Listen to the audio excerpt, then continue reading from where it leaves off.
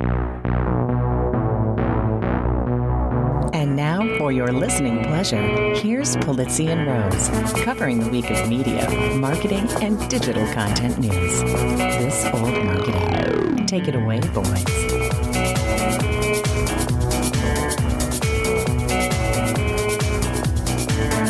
Hello, my friends. This is Robert Rose, and welcome to episode number 350. That's right, 350 shows, if you can believe that, of This Old Marketing for November 17th, 2022. And with me, as always, my good friend, my colleague, and one of the only guys who was continually hitting refresh on his browser to score Taylor Swift tickets, Mr. Joe Polizzi. I know you were, right? You were all over that. How did you know?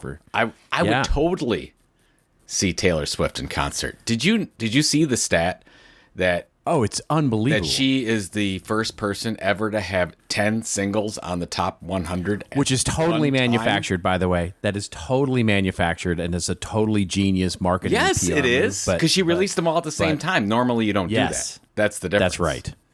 That's exactly right. And it is genius. That's probably why an artist hasn't figured out to do this before baffles me, right? But she did, and it worked. It's unbelievably smart. I think it's because the studio heads usually say that's not the way it's done. This is the way it works. We're going to do it this way. You're going to release them at this period and whatever, at this cadence. Well, because Taylor they doesn't want care, that long right? term. Taylor always wants to say, "What's everybody else doing? I want to do the opposite." That's right, and she does. The record companies definitely didn't used to like that because of exactly what you just said, which is they wanted they want a longer window, right? They want a longer release window for any particular album. But that represents so much of the old thinking, right? Of how you release an album is one single, and then a couple of months later, the second single, then a couple of months later, the third single, and then pretty much every other song isn't a single, right? If you got two or three singles, four singles out of an album, you were killing it. You were crushing it, and basically it was all on what your release numbers were for any one of those singles. So if the second single didn't chart, the third single probably wasn't going to chart, but they would maybe release it or not because it costs money, right? It costs money in marketing and promotion and all those kinds of things. But now, because everything is so democratized, it's no more money, no more effort to release all 10 singles at the same time. Release them all as singles. And release the Kraken. Right, exactly. Exactly right. And just see where you end up. Yeah. Speaking of like superstars and music, have you listened to any of Lizzo's new album? I have. Did you? So for people who haven't listened to the album, she has, I think it's whatever. It's either the first one or the third one where she talks for a minute and a half about her journey. Did you listen to the little thing? So I've heard pieces of that. Okay, so basically, one of her singles on her new, I think, Special is her new album title. It doesn't matter what it is. Anyways, her new album, and she talks about she wrote 170 songs. 170 songs over the last 2 years, and picked the 12 that she thought best summed up the message she wanted to get out. And just as a content creator and a musician, I just was blown away by that she wrote that many songs. Yeah. It's so crazy. Yeah. I mean, I think that's a PR number too, but you're so that's you're not so skeptical. Uncommon. Musicians are marketers. That's, it was funny because when I was a musician here in Los Angeles, when I first came out to LA in the late 80s and early 90s, and helpful safety tip, by the way, don't come out to LA as a piano player when the most famous, genres are grunge rock and gangster rap. So you don't get a lot of work, as it turns out. But what was interesting was I got to see and meet and talk to a lot of people in the record business, and the reason I quit being a musician is because being a musician is really about being a salesperson. It's really you selling yourself and coming up with a sales and distribution strategy for you, and the rest of it, the playing of the music, is sort of like that's sort of icing on the cake, as it were. And so I just hated that job so much. I just got out of it. But what I learned there was, from the record company perspective, was that when you go into the recording studio to record an album, most bands will record, 30, 40, 50 tracks and pick the 10 that are the best. Usually, by the way, the record company picks the 10 that they're going to do. And that's why, you always went, wow, how are they spending millions of dollars in the recording studio recording an album when it's literally 10 songs? Like, how do you not, how does it get so out of hand? And it's because they're not just recording 10 songs, they're recording 20, 30, 40, 50 songs, and they have to bring in musicians for all those things, and they have to bring in people for all those things, and then they go through iterations and changes and all of that. And then you end up, either the band picks the 10 best or the 5 best or the 7 best or whatever, and then the record company gets their pick, and the PR, people and all of that. It's a very complicated process.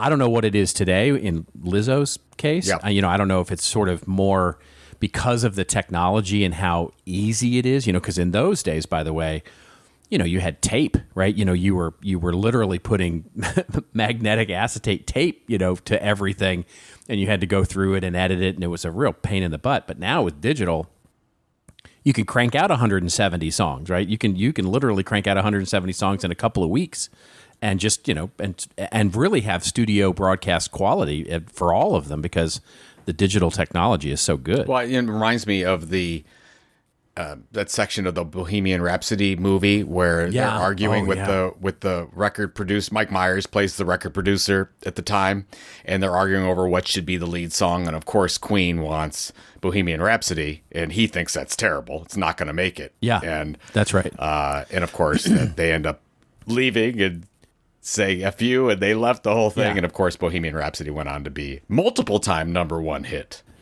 Yeah. Did you watch the Beatles? The documentary? I did not watch that, and I think I'm supposed to, right? That's probably. You are absolutely supposed to. There is it's one small part. For the music geeks out there, if you haven't seen this, it's amazing. There's a piece where they actually are shooting the making of the album, of course, which would become Abbey Road and all of that, and they are working with the tape, and they need to actually, because they're doing multi-tracking, which back in those days was a really hard thing to do. And you would record 4 or 8 tracks, and then you would sort of overdub and overdub and overdub. And so you had to run the tape, through the machine again. And they started inventing new ways of doing that. And there's a scene where they actually pull out the tape and they sort of construct out of chairs and filing cabinets and all this sort of a Rube Goldberg machine to get the tape just exactly right so that it goes through the machine at just the right speed to be able to be in tune with all the other instruments. It's just this to do all these crazy overdubs. And it was just the genius, It was just the genius of what they were doing in the studio and inventing sort of genres of music at the time. It's a fascinating. I'll have to watch it. The last thing that you were talking about musicians being salespeople, and that's what hits me the most is that if you go into the content creation business, even in content marketing, right, you have to realize that your number one thing you're doing is selling. You're selling to somebody. Right. And I don't think a lot of content creators realize, I'm a writer, or I'm a content creator, or a producer, a video, YouTuber. You don't realize how much of your daily time or weekly time is spent selling to somebody. Selling a brand partnership, selling, if you're a content marketer, selling it internally so that you can get budget. It's just, everybody's a salesperson. It's just, sooner you realize that you are in sales, it doesn't matter what job, the quicker you'll be successful. Right. And that's such a great way to put it too, because it is all about being an entrepreneur is about being a small business owner. And the thing that struck me on this was a few years ago, and I was actually working on a client that targeted small business lawyers, right? And I poured into this research about what it's like to start your own law practice. And what I learned there was in this research, not unlike your content creator research. It was this research that sort of looked at all the challenges. And what they discovered was the average lifespan of a lawyer hanging up his or her own shingle was about 18 months. And why 18 months? Well, what happens is that in that 18 months, they graduate law school, they hang up their own shingle with their own name on the door, and what they realize is that over time, basically only 20% of their time is spent in billable legal stuff. The rest is sales, marketing, accounting, chasing clients for money, going to networking events, going to Chamber of Commerce events, basically building their business. And what they realize is that they actually miscalculated everything in terms of the amount of billable hours they were going to have ready to spend on clients. And they realize it's not as lucrative as it looks. And so they quit and join a big law firm. And so the goal, what we ended up with, this goal for this company was, how do you extend the life of the entrepreneurial lawyer to actually become something where they can move that number up from 20 to 30 to 40 to 50, whatever the right number is. But more importantly, how do you extend the life of the small business lawyer from 18 months to 30 months to 36 months to 5 years to forever? And it's all about building that infrastructure. It's about building that ability for you to, do the things that you have to do, which is usually not what you do for a living. Yep. And then from a content creation standpoint, in order to feel like you can survive, you have to sell something as quickly as possible. It doesn't have to cover your nut. Exactly. It does, right? And we've both been there. It doesn't have to cover everything, but you have to sell something, or you feel like you're not going to make it. It's absolutely true. And it feeds right into my advice when anybody comes to me and says, hey, I want to do what you do, the consulting thing, the training thing, and et cetera. And they'll say, I want to launch my new website, or I want to launch a blog or whatever. I always tell them, I say, market where you're going, not where you are, right? So in other words, your website, it should say everything you want to do, right? That you're probably not doing today, because what you're doing today is you're selling the stuff that you know how to do and that everybody knows you know how to do, right? So like in my early days, I did stuff like SEO and write copy for emails and, all that stuff while I was purporting myself to be this wonderful content strategist, because everybody knew me in marketing, right? Everybody knew me as a marketer, and they knew that I could do stuff in marketing, but nobody knew what this content marketing thing was. So I had to pay the bill. So sell something. You got to sell something to keep the lights on. It's funny. You and I were just, because we were talking about selling sponsorships for this whole marketing for next year, and everybody puts a media kit together, and all content creators put a media kit together. But most of the time, what you sell is not on the media kit. Yeah, the media kit is, here's the media kit, but here's the stuff that I'm not putting in there because it's just for you.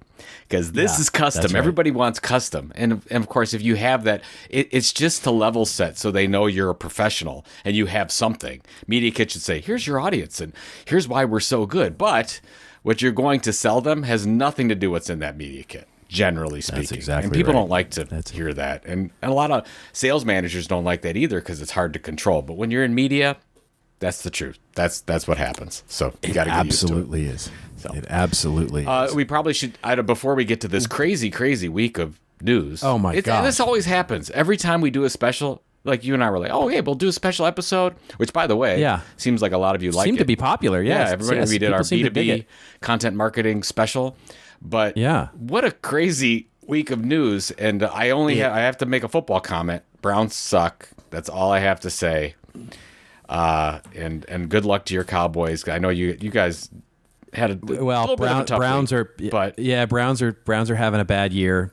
There's no doubt about that. And then the Cowboys, I think Aaron Rodgers is some sort of demigod to the Dallas Cowboys. They just can't beat him. There's something about the mystique of Aaron Rodgers that they just can't get over. I mean, I think they should go see a psychiatrist or something at this point, because they've got Aaron Rodgers issues. I mean, it's amazing. I mean, how the Green Bay Packers play lights out football against the Cowboys and not even show up really for some of the other teams they've played. It's astounding. Well, I got to tell you too. I saw the one pass. I think it was the first long touchdown that Aaron Rodgers threw.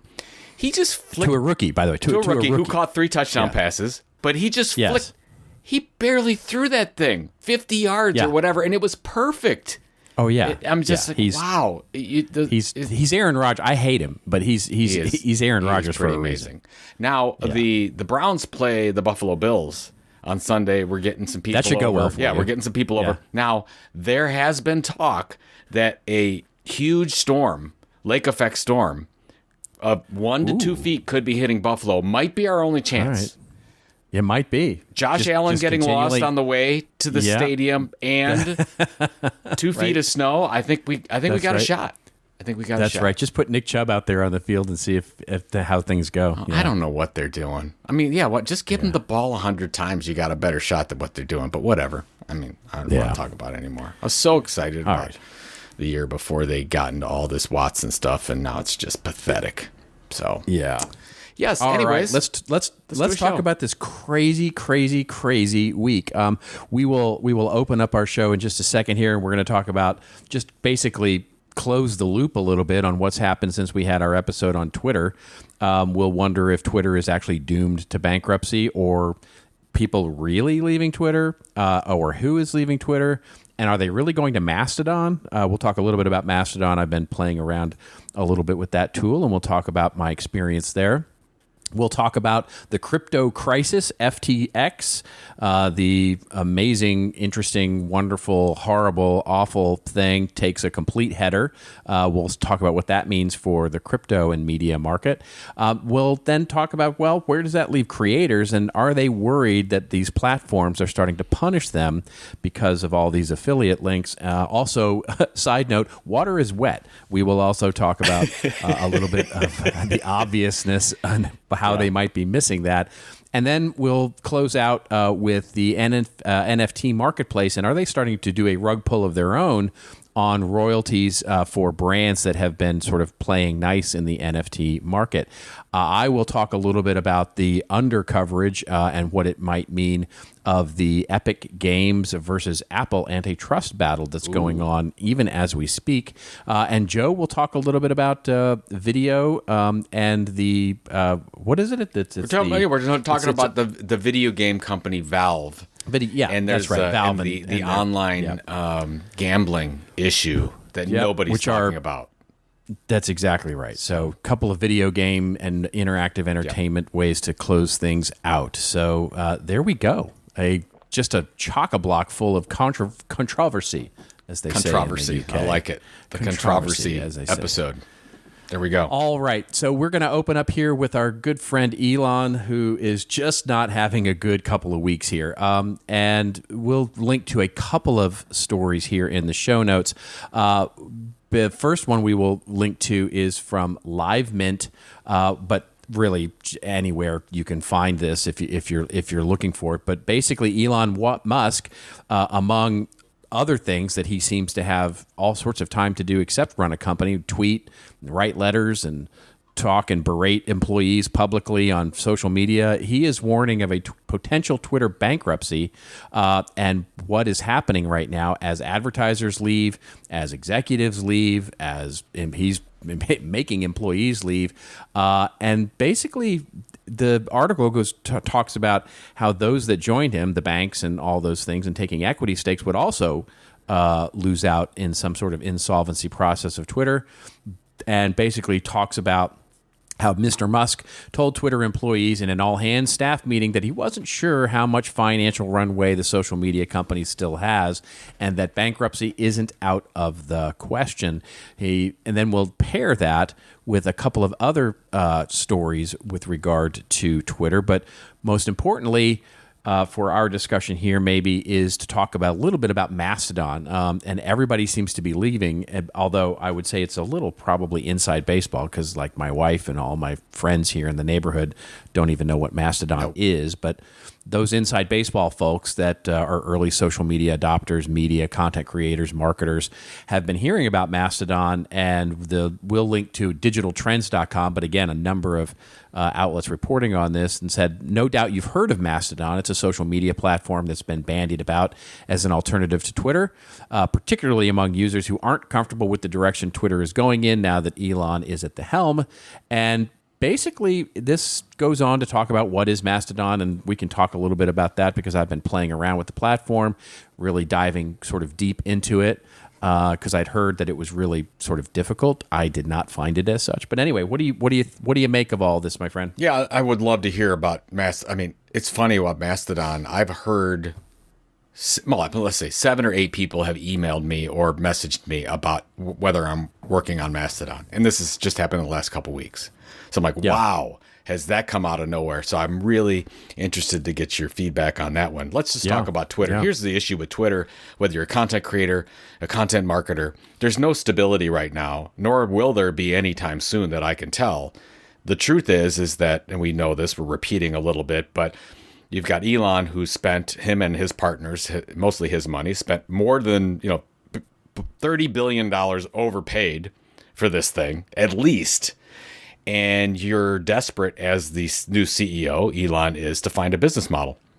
So you're going to do whatever it takes. And I don't actually have a problem with throwing all this stuff against the wall.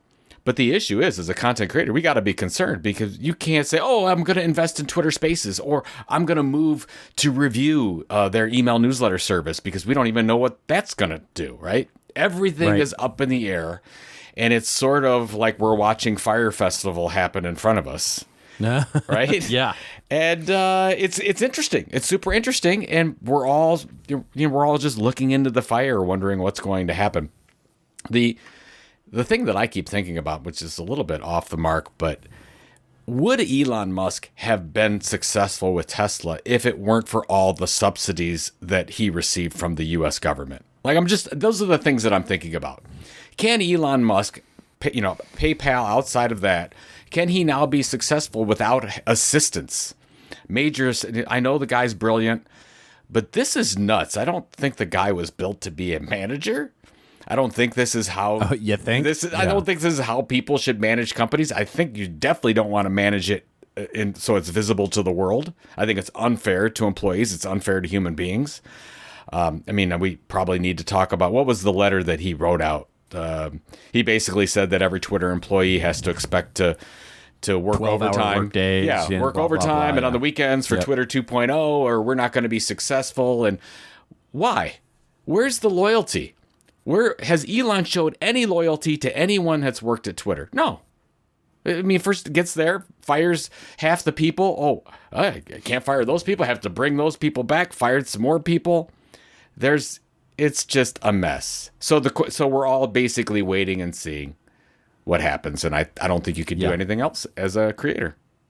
So. Yeah, I think that's exactly right. I mean, we've been advising clients, and we've been, and I even said on my little news piece this week, which comes out tomorrow for CMI, that, our advice, take a pause from Twitter, especially in any big investments that you're going to do, from ad spend to doing any big sort of influencer, spaces, events, or, anything where you're going to invest a significant amount of money. We would advise taking a pause at this point and just seeing what happens, because the interesting thing is, when you look at the numbers, because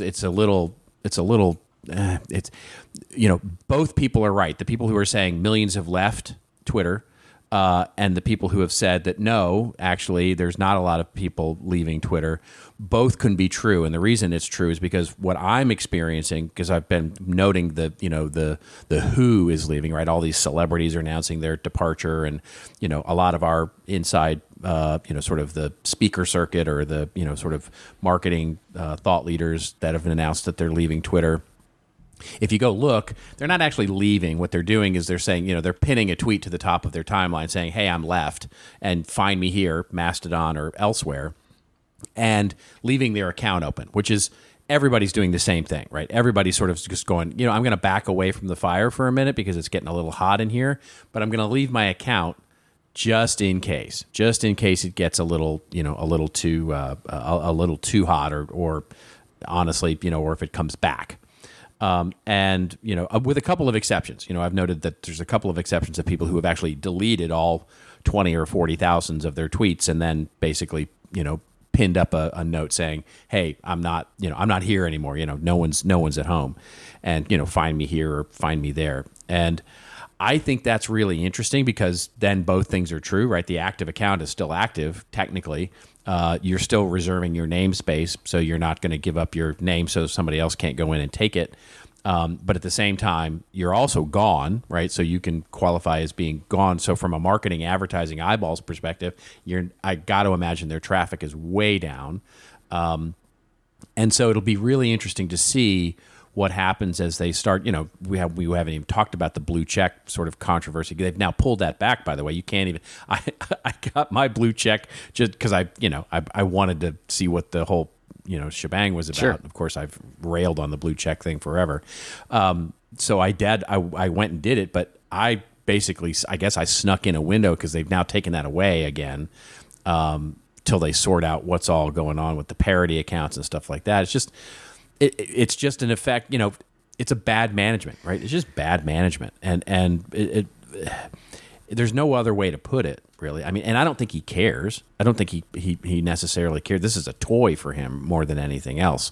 So for him, it doesn't really matter. I think it's like you have an NFL owner or an NBA owner. Like, they don't own it to make money. They own it as sort of a piece that they can parade out that they have. Yeah. I think that's why I think Elon sees this as an interesting engineering problem that he thinks he can solve through wants engineering. to fix it. And that's right. Yep, he thinks technology can fix it. And what he's wrong about is that, Twitter is not the town square, it's the town, as I've said before. And you're not going to fix the town. The town is going to be the town, and including trolls and all. But the funniest thing to me is the whole First Amendment thing. That was the big issue. It's like, oh, you got to let everybody on, and this over moderation, it's too much, and Twitter has too much control over that. Let's let everybody on and all these voices. But Elon, it's First Amendment only if it's convenient for Elon, because as soon as these parody accounts come out, oh no, Elon blocking all them. Oh, yeah. I don't want I don't want any First Amendment free speech that's going to affect me personally. It's just crazy. Yeah. It is absolutely. Dude. Plus, it's nuts. a private company. There is no. It doesn't count. Private companies do not count in First Amendment. That is exactly right. That is exactly right. So anyway, just very quickly on Mastodon. Yeah, I want to hear all about it. So, it's. I'll tell you this: it's not nearly as hard as it's being made out to be to get on it. Kind of once you understand it. It's not, dumb simple like signing up for a Twitter account is, but it's maybe one step above that. The biggest thing is that you sort of have to get into the concept of what you're doing is signing up in a neighborhood, right? Call it, and some of them are public neighborhoods and some of them are private neighborhoods. And so, in some of those neighborhoods basically require you to apply for membership. Some of them just allow you to sign up, with an email address. And that's the really interesting thing about Mastodon is that because it's decentralized in a way that it's servers, basically, to use the technical term, but think of them as groups. Think of them like Facebook groups or LinkedIn groups. You are signing up to be aligned with a particular group, which becomes your handle at that point, the extension of your handle. So then you can, converse with all of the people in that group, and you can follow and look at the federated group, which is all of the groups together, which would be the equivalent of all of Twitter, for example. Okay. So it's really quite lovely in that structure because you can join a big general group, and there are plenty out there. Many of them right now are so popular that it's hard to get an account because they're just overwhelmed with how many people are signing up. Or you can join a much smaller niche group, like, whether it's you're into a specific community or you want to align with a political movement or you want to align with some something else, you can join a very niche community, or you can start your own, which is what I did. I started my own server with our little Experience Advisors community. I started my own Mastodon server and got it. I pay for it. It's not expensive. Pay for it. Got a lovely note from the people who are doing it in Germany. The only European, really, interestingly enough, companies right now. There's one U.S. company that is doing it, and they're not currently taking new clients for new servers because, again, they've been overwhelmed. But it was great. It's been great so far. I started up the server. It's experienceadvisors.io and mastodon.experienceadvisors.io. Went out to my little community and said, hi, come on over if you feel like playing around with Mastodon. And I've had a couple of people come on over and start playing around with it. I've been following people, going through and talking with people, and it's been lovely. It feels very much like the early days of Twitter.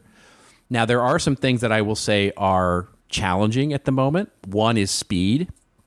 So because it's decentralized, it updates, and the way that your content propagates throughout the entire network seems to be, to me anyway, my own experience, this is just my experience, is that it's not like instantaneous like it was on Twitter. You'll see sort of your tweets or toots, they're called. Basically, you'll see them when you see them. Maybe sometimes an hour later, replies will come in and that sort of thing.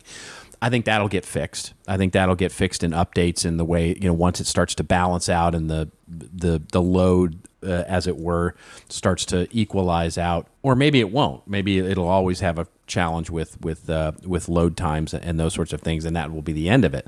The other feature that is everybody seems to want, but it's a little hard to get over, there's a philosophical difference, is so Mastodon really mixes the idea of owned media and rented land very well, because if you start your own server, you get the email address. They are your community. You can set your own rules. You can have your email addresses. You reach them when you want to reach them. There's no algorithm. You direct message everybody in there. It's a lovely thing from an owned media perspective. And then it shares obviously with the larger group. But as I understand it, and again, now you may be reaching some of the ceiling of my technical knowledge and capabilities, because I understand this is a feature that everybody wants but isn't quite available yet. What you can't do is say, I just want to close off my community and have my community be my community, but I want to also give them access to the rest of the world. In other words, I want to protect the content that's in my community and have that content only be in my community, but also give them the ability to, so they have to. So the challenge there is and it goes against, quote unquote, the argument against it is it goes against the federated nature of it, because then you're trapping users in your community with their content and they can't get it out. So it's actually more user friendly in that particular way. So you can build a walled garden, but you can't then sort of protect all of that, if that makes sense. So I think that's a feature that everybody kind of wants, but what they want to do is they want to give that to the user. So in other words, if they want to join my community and be that through Mastodon, they can, but then if they already have an account somewhere else, they're going to have a second account for another server that is more public, et cetera, if that makes sense.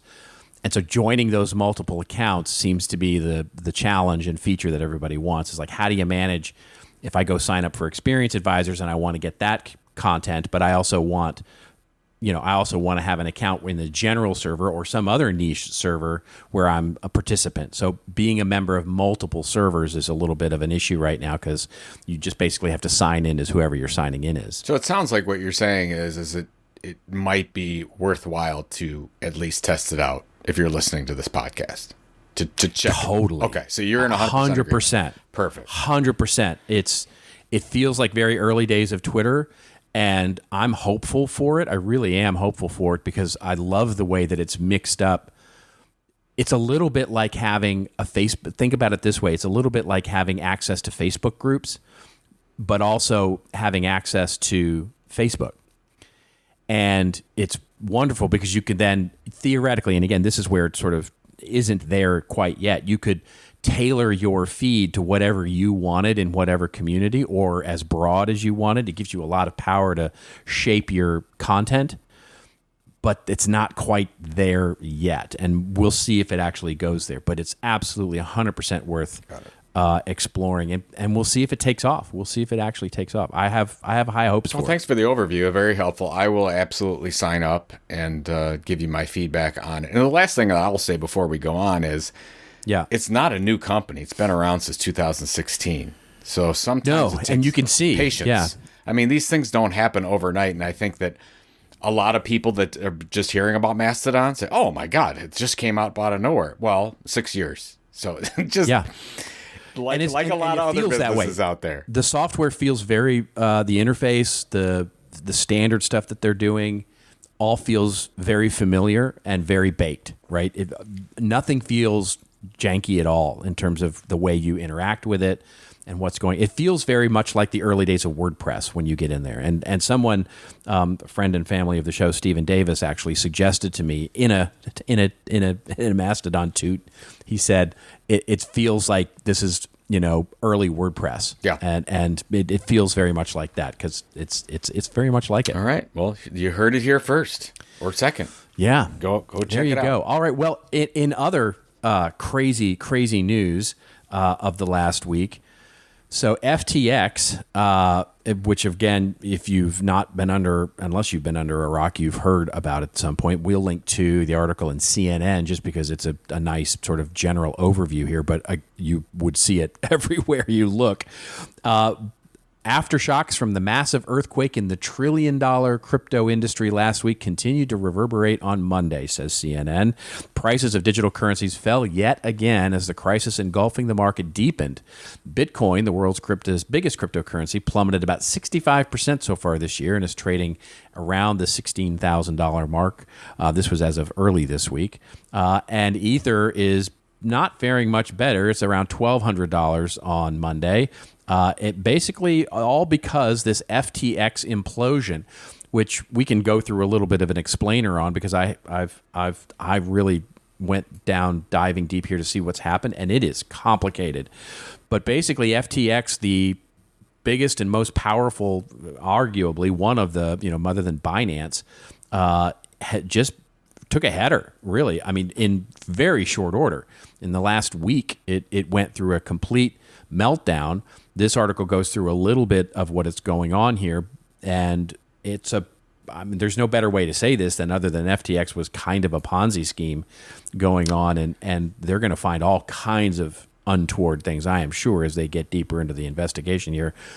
So I'm sure you're all over this. What were your thoughts on FTX's collapse? It's funny. I was, as many people know, I was on vacation, so my wife and I were on a cruise in Mexico, and I'm in the morning we both did a little bit of work just to make sure we got caught up. And I'm like, oh my God, what the heck is going on with FTX? I think when I left for the cruise, you had Bitcoin was at 21,000. It goes down to 16,000. It's so crazy. Yes, there's some shenanigans going on here at FTX. Yeah. And there's some learnings, and I want to go through some of the learnings. But basically, and actually, you recommended Prof G podcast has a nice little 20-minute overview with an ex-economist and goes through sort of what happened. And really, this is an issue of over-leveraging and sending money, double dipping, if you will. This FTX, FTX was doing some things they shouldn't have been doing. They were lending out company to Alameda, which is sort of their hedge fund company, and with the asset value going down so quickly in a lot of cases, these things ended up being. They didn't have enough money to cover these things, and of course, you went down from $32 billion in value to almost nothing now, which seems almost unfathomable as we can go through. Now, this is long term. I know this seems really bad for crypto in general. Long term, this is probably a good thing. But I have a couple takeaways. One is if you have tokens like Bitcoin, ETH on an exchange like a Coinbase, for instance, this is your opportunity to move those coins from the exchange to something you can control. I would recommend something like a Ledger Cold Wallet. Yep. Absolutely. So that, because if you buy on an exchange like a Coinbase, they still hold your keys. And so what you want to do is move your crypto holdings to something that you can. It does take a while to learn these things, but you want to hold your private keys offline if you can. So that's a lot of people had to learn the hard way if you had your tokens on FTX that just collapses. So we don't want to do that. Another thing I'd keep in mind with this is that you got to remember now, I think the entire market cap of the crypto industry is 800 billion now or something like this. This is not necessarily a Lehman Brothers event, because it's really small when you think about the entire financial industry. This is very interesting to people. We're watching it like, oh my God, Sam Friedman, whatever, the whole thing, or whatever his name, Sam Bankman-Fried. Who got into this now? Who knows if he's going to go to prison or what's going to happen? Because a lot of people don't even know whether this is illegal because it's a Bahamas-based company. So we don't know what the rules are. Yeah. We don't know what's going to happen. There are none, right? That's what's so weird and complicated about this. So anyways, good or bad, regulations are coming. I think they're very much needed. Hopefully the spirit of capitalism will be kept alive when that happens. And my last sort of note here, and this goes for Web3 and NFTs and everything else. I mean, I've been into crypto since 2016, and this is as bad as I've seen it. And I was through the sort of a crypto winter in 18 and 19 where everyone forgot. I mean, if you remember, ETH got down to like $75. Yeah. It's now at 1,200. So you got to put it in perspective. Like, there's a lot of ups and downs. This is so early. I mean, I call this period in crypto the Alta Vista period for a reason, because we are very, very early if you consider what we went through with the internet. So I'm still bullish on Bitcoin, on ETH, on certain NFTs with a solid use case or collectability. I still believe in tokenization as a business model. We're going to talk about something that will affect that as another news item as well coming up in the show. But so I think we need to remind ourselves how early we are with this technology. But so if you're getting into it, which, I'm not, no financial advice here, but there's a business model here. There's something to keep in mind. You have to take certain steps right now because the technology is not quite there. The regulation is not quite there. So just protect yourself. And by the way, this is not over. This is going to take down a number of companies that have done the same. There's been so much over leveraging. Oh, yeah. And asset prices have come down so much in some of these tokens that we're going to see more and more of these companies go under. I hope not, but I have a feeling that we have not seen the end of this. Yeah. Somebody asked me, they said, can you explain this to me like I'm 5? And I said, okay, yeah, let me. And so I'll try and explain it here, but it might be a nice primer, because over leveraging and backing and scheming this and scheming that seems to be a little complex. But the way I put it to this person who asked me, I said, so you've seen the movie It's a Wonderful Life, and you know how that works, right? The $5,000 that slipped out of the uncle's pocket, and Harry Potter takes it out, or not Harry Potter, Mr. Potter, Harry Potter, Mr. Potter takes it out, and all that. So imagine that George, when he starts his little savings and loan, issues a thing called George Bucks, and he makes this thing called George Bucks that rewards everybody for putting in a little bit of taking out a loan or putting in some money into the savings and loan, and he gives them George Bucks as loyalty points. Well, that's what FTX did in this case. They gave these coins that they minted themselves and said, these are valuable, you should hold on to them because they will be valuable someday, and they're a reward for you putting your money in our accounts. Then let's pretend that George actually, on the side, as the $5,000 disappears from the actual savings and loan, then actually builds another business, a trading business, where all of those George Bucks are traded on the open market. And then, without telling anybody, creates another company that buys all those George Bucks, artificially inflating the price, and uses that as a valuation to come back and say the savings and loan is really worth XYZ amount of money. Over leveraged on things that don't even exist. Somebody then gets wind that this is going on and says, I'm going to sell all my George Bucks, and driving the price down, which then everybody goes, oh, I'm going to take a run on the bank on my George Bucks, but then realizes that the $5,000 that Potter still took is out of the company as well. So they're not only over leveraged on George Bucks and overvalued there, but they're also don't have enough money to even cover what I had put into the bank. So there's a run on the bank, and everybody, you remember that scene in This Wonderful Life where everybody runs on the bank, and George is able to convince them all, no, you only take enough as what you need today to pay your rent or to do this kind of thing. And everybody goes, no, give me my money. And you'll remember the scene where they have $1 left, one, wonderful simoleon that they actually stay solvent. Well, in this case, the FTX didn't stay solvent. They were about $8 billion short after that run on the bank, and so that's why they went insolvent. That's the simplistic way of putting it. Very interesting example that you have there. Yeah. So so the point is, there are things that you can do to make sure that you don't get affected. And I just feel horrible for those people. I do know of some people that had some money in FTX, and they lost a lot of their holdings. And again, like always, it's the individuals that get hurt, and the big companies usually end up okay.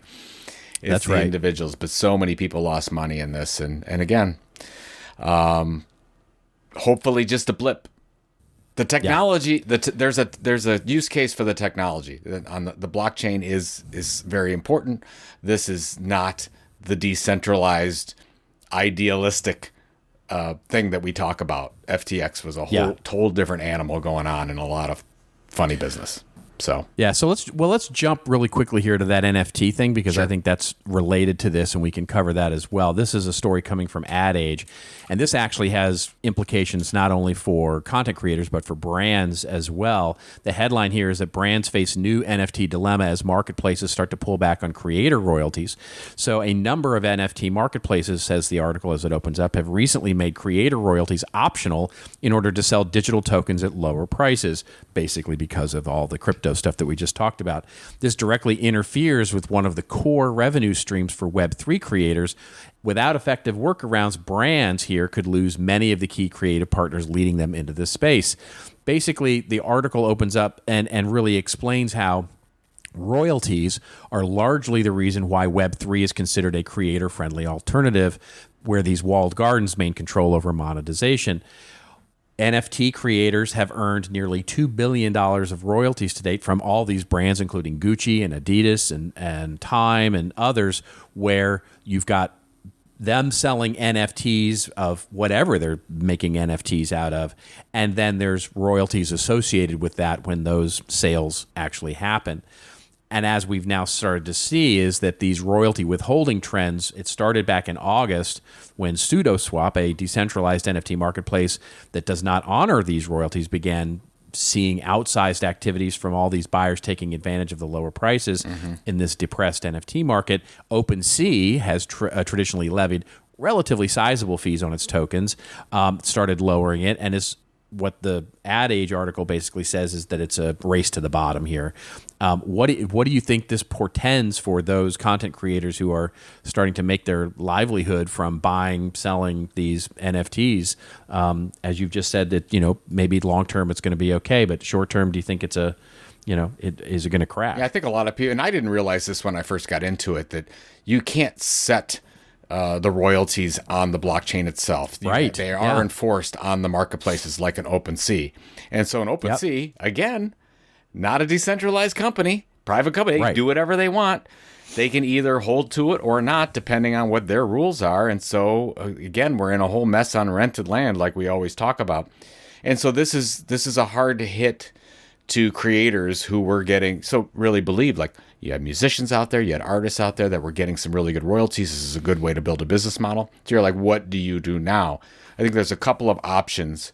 First is you could figure out a way to do it on mint, that you take, like when somebody mints it, you could actually take through your website. You can be very transparent about it, but take a cut there. That's one way to do it. But what seems to be the way, and Gary Vaynerchuk has done this probably better than anyone else, you hold back a number of your NFTs so that if it's a success, you can sell them on the open market and you can get your money that way instead of getting it on. And I think that's probably the easiest way to go. So if let's say you have 100 NFTs, you only put 75 out there, you got 25, it's a success for everyone, great. You can release those later and you can make money off of it. that way if you wish to. So that's another way to think about it. But it's definitely a hit. I think that, we all believe that this was kind of, this is it. This is what we were all waiting for as creators, that we can make money off of our scarcity of our assets. And now you're like, oh, well, now we don't have that option anymore. And, rented land hits us again. Yeah. So I think that's it, right? It's it says more about the marketplaces, I think, than it says about the concept of NFTs and the sale of them, right? Marketplaces have always been exactly that, the center place where we put a number of products or services for sale. And inherently, that leads you to want to create a profit for being the organizer of the marketplace. And in the traditional way to do that is to take some level of fee for what it is that's being sold in your marketplace. Now, what you can argue is that it opens up an opportunity for new monetization for centralized marketplaces that will handle decentralized things like NFTs, where it might be a fee. In other words, there might just be a rental fee for your stand or for your display in this marketplace. No royalties at all, or everything else just passes through. The interesting thing and challenge there, though, is because they're the ones figuring out the financial transaction, they're getting charged by other intermediaries as well, credit card companies or banks or exchanges or whatever's going on. So that fee has to be in some way associated with the amount of transaction that you do, because they're getting charged that way. So it's a really tough nut to figure out. And it'll be interesting to see if somebody can start to figure out in just exactly the way you're saying. By the way, if your business model, like with our never-ending tickets for Creator Economy Expo, we always treated it as sort of a Kickstarter program. It's like, hey, we're looking for our best fans, our most loyal fans. They're going to buy. We get paid up front a little bit more than we would for a normal ticket, and that funds our activities. Done and done. Like, I never imagined that people would sell these things on the open market like it mattered. So if you look at it that way, have you had that happen? I'm sorry? Have you had that happen? Have people tried to sell? Yeah, we've had two never-ending tickets on the open market, and we have a 5%, and then we've gotten a little 5% little kickback from those sales. Yeah, but that was never anticipated, and it's I'm only trying to sell the ones that we have for mint. So if you're a creator and you have your Genesis project, how many NFTs you have, you sell those, you get your money, you keep your promises, and that you treat that like a product. And if you have another product, you do the same thing with that, and you make the money off of that, just like you would sell any other product. So there's one big option that we don't have anymore as creators. We'll see what happens, but I don't think it ruins the model necessarily. So no, not at all. Not at all. It's good. It's just, again, it's a little bit of it's a fire, maybe time to take a little bit of a pause and just look and watch and see what happens and make your choices in a considered way, because we're thinking for the long term here. Mm-hmm. All right, let's move on to our rants and raves, where Joe and I go off on a little bit of a rant or a little bit of a rave over something that makes us feel like we scored Taylor Swift tickets, or something that makes us feel like we're still hitting refresh on Ticketmaster. By the way, Ticketmaster, that's an old business model that just needs to die. That's just it's just bad. There's just no good way to make Ticketmaster work in the interest of consumers or the artist. It's just a bad. That's the thing. Like, we're not there yet. I don't know when we're going to get there. But if you treated the ticket like a non-fungible token, and I wanted to sell you a ticket, and if you and I could directly, I could just transfer this ticket over to you and get that middle layer out of it, like Ticketmaster and SeatGeek and StubHub. Man, that would be much less expensive. I mean, it's the fees of the reselling that's really the problem. Yeah, that's right. And get them out of there. It's ridiculous. Yeah, it is ridiculous. Anyways. It is ridiculous. Empower the artist to be able to do that, right? Please do. Yes. Yeah. All right. Well, what do you got? You want to go first? Yeah, I'll go first. Yeah, sure. I mean, okay. So our friend Stephen Davis, who's a listener to the show, sends us stuff all the time, interesting articles and videos. That's an understatement. Yeah, we do. But Thank you, Stephen. Fantastic. We were talking, Stephen. We were talking about before that you should have your own newsletter. Just that you spend so much time on your email sending it to us. But so last week, very thoughtful emails. They're wonderful. So last week, Stephen sent us a video about Valve's gambling problem. And if you're not familiar with Valve, I was very familiar with Valve because Valve is the company behind Steam.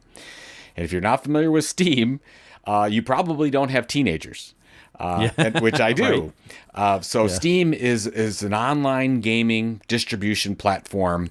And I looked it up. They have about 120 million active users per month and about 50,000 games on the platform.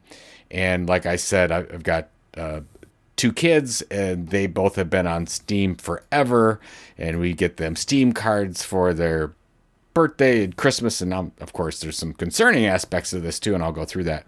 But the video that I'll put in the show notes is really interesting. It uncovers what I would call a teen gambling problem that is not only happening, but growing on games such as CSGO. And CSGO is one of the most popular games in the world, 36 million players just last month. And on this game, you can buy what's called skins. And skins are, weapons and wearable accessories for a player. And, you want the rare weapons and wearables are worth more money. So I knew all this stuff, but what I didn't know, and the video taught me, is that many users gamble their skins in order to get more valuable skins. And you really have to watch this video to believe it. I want to watch it again because I learned so much from it. But according to the program, billions are being wagered on just CSGO, the game alone. Billions with a B. Almost exclusively, it seems, by teenagers 13 to 18 years old. So wear that for a while. So this type of activity is, they've got doctors on this program talking about the long-term damage to children and making them prone to more serious gambling issues in the future. And by the way, when you look at they make it look like a slot machine, because you buy this box and it goes through the screen and it actually seems like, oh, am I going to win? Am I going to win? And then you wager this, and it's all kinds of weird stuff. And the more I find out about online gambling and the incredible growth of course, the sports betting industry that's taking over the world right now, I'm almost inclined to think that gambling may be one of our society's bigger hurdles in the next decade, if it's not already. I mean, a lot of people might think it's already, but I keep finding out, Robert, these online gaming things that are going on. And nobody's talking about this. Like, there's no parents that I've talked to that know that when they give their kid a Steam card, in a lot of cases, they're plugging in these third-party gambling sites that they can sell these things, and they are just blowing money left and right. And, of course, when you get into gambling, you kind of go down that rabbit hole, and I feel really bad about this whole situation. So it's just something to be aware of if you have kids, if you don't have kids, if you care about society at all. Watch this program. It's important that you know, and this is just the tip of the iceberg, in my opinion. So I 100% agreed on that last sentence, right? This is just the tip of the. I mean, we just blew California, just blew online gambling out of the water, right? Sports betting out of the water. There was two initiatives that would have made gambling on sports online, through the apps, et cetera, legal here in California, and both of them were turned down in a resounding way. Okay. Which actually really surprised me how unpopular they were. So I don't know whether that's depending on your point of view, that's either kudos to California or short-sighted to California from a revenue standpoint. But yeah, they just turned it down. But it is just the tip of the iceberg here. This is not going away anytime soon. And I mean, look at we've got the World Cup coming up. Look at European football. I mean, almost every jersey is a sports betting company on the front of it. It's crazy how this is integrated into everything that we're doing. And then we wonder what we're doing for the kids that they're prone to this in the future. I mean, $30 to $40 a day on Steam leads to thousands of dollars in a day in the future because you've got that addiction going on. And I'm scared for Biff and Back to the Future. Yeah. I'm really nervous about what's going on. Anyways, what do you got? Yeah. We are looking at a very similar thing, actually, weirdly enough. Ironic, we don't obviously talk about our rants and raves in advance, but This is a lawsuit that's going on right now with another interactive entertainment company. This is Epic Games, and this is something that is not being, it's interesting to me how little coverage this is actually getting. This is what we'll link to in the show notes is an article from TechCrunch that talks about the Epic Games versus Apple antitrust battle, and it's in the appeals court now. So just a quick explainer for what it's all about is, so Epic is suing Apple because what they're saying is that by going through the Apple Store, which is the only way you can get an Apple iPhone app out into the world, you have to agree to basically use their payment options, right? And of course, Apple takes a big chunk of that. And Epic wants to put in and figured out technically how to put in other payment options into things like Fortnite so that you can buy stuff, et cetera, that didn't go through Apple. Apple, of course, turned them off of the platform. And of course, now they're in court trying to settle it all. There is a much bigger stake here because it sounds like this is only just Epic versus Apple and trying to figure out some money deals, et cetera, et cetera. But this has really broad implications, and it's worth watching if you're at all interested in things like walled gardens of media and how we actually consume our content and who we pay to consume that content. Epic is, and the first opening salvo of this, by the way, is all about the metaverse, right? Because this is not about Fortnite. This is about setting up big, which Epic has just put $1 billion into their metaverse efforts. And if they have to pay, when Apple comes out, and it's going to come out soon with their headset and, metaverse-ish strategy for setting up the physical hardware to do that, you can only imagine that there's going to be App Store apps that will really, work into that entire platform. That's what this trial is really all about. It is the future of how do we access metaverse-like environments or interactive entertainment environments, and whom do we have to pay, or how do we pay in such an open way, or more specifically to what Epic is saying, in a way that doesn't sort of be a walled garden. And it's just a fascinating trial.